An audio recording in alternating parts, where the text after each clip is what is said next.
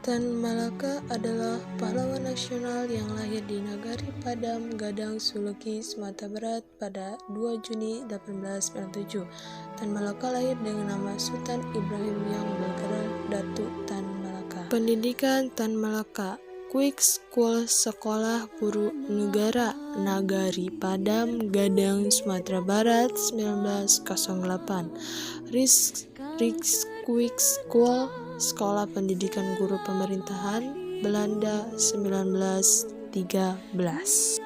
Karir Tan Malaka yaitu guru 1913, penulis 1919, anggota Volksraad Dewan Rakyat 1920, mendirikan Sekolah Rakyat Semarang 1920, pendirian Partai Murba 17 November 1948.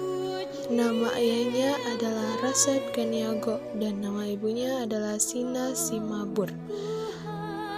Tan Malaka meninggal dunia tanggal 21 Februari 1949 di umur 51 di Sole Panggung, Kediri, Jawa Timur. Pada 1913, ia mengenyam pendidikan keguruan di Belanda dan kembali ke Indonesia pada 1919. Tan kemudian mengajar di sebuah perkebunan di Deli, Sumatera Utara.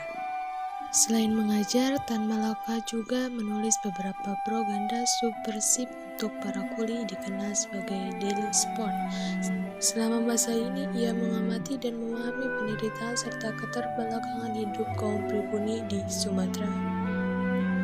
Ia pernah menjadi calon anggota Volksraad Dewan Rakyat namun akhirnya mengundurkan diri. Tan Malaka mendirikan sekolah rakyat di Semarang atas bantuan rekan-rekan Sarekat Islam. Pada tahun 1922, ia ditangkap pemerintahan kolonial karena tuduhan terlibat aksi mogok buruh.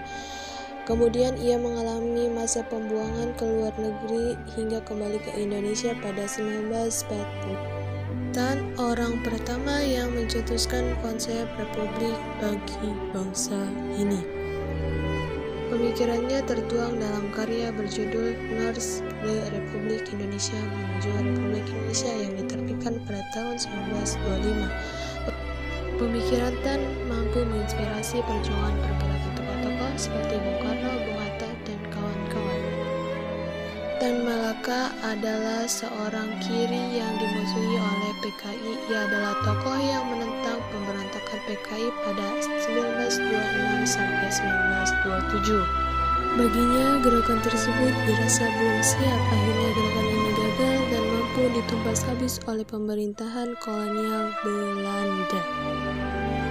Setelah Indonesia merdeka, Tan Malaka menjadi pelopor aktivitas sayap kiri sosialis. Ia memilih jalan gerilya dan non-kompeni terhadap Belanda yang hendak menjajah kembali. Tan Malaka dituduh sering melakukan perlawanan terhadap kebijakan pemerintahan Syahrir yang kompromis terhadap Belanda. Baginya, tuan rumah tidak akan berunding dengan maling yang akan membobol ke rumahnya. Kelompoknya dituduh menjadi otak penculikan Perdana Menteri Syahrir. Ia pun dipenjara pada tahun 1948 tanpa proses pengadilan yang jelas. Di penjara ia menulis dari penjara ke penjara dan kemudian diterbitkan pada 1948, kemudian Tan Malaka dibebaskan pada 1948. Tan Malaka kemudian mendirikan gerakan pembela proklamasi dan kemudian bergerilya di sekitaran Jawa Timur.